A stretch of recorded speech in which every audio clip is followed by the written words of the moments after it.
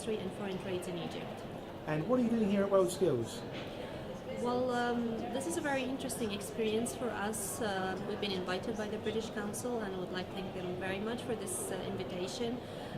As a matter of fact, it's a great opportunity for us to understand about the WorldSkills competition and how other countries are, experience the vocational education route in order to, diagnose or understand where do we stand and identify the gaps in our system and our structure, and accordingly we can develop the structure there in Egypt regarding the vocational skills standards.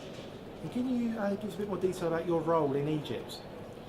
The Industrial Training Council is a government fund program, and we are helping employer to upskills the labor force, specifically in the manufacturing community. And where do you see similarities between Egypt and the UK? After the conference, I heard a lot of comments, and I believe that there is kind of similarity between the UK problems and the Egyptian problems in regard to the mismatch between the unemployed job seeker skills and what's really required by the market represented in the employer. And Egypt suffers from a very high rate of unemployment that reaches 11.7%, and surprisingly that the percentage increases and the rate increases among graduates from higher education and technical secondary school.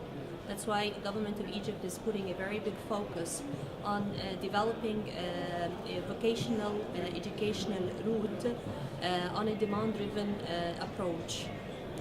And how can we help each other? How can the UK and Egypt help each other in these times?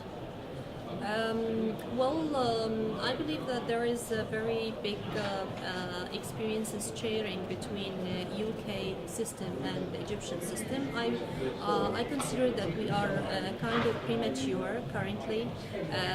We are not on the maturity phase yet of developing a whole comprehensive system for the national skill standard in Egypt. We've started some steps, and we took some steps forward, but definitely we will need the support from the UK.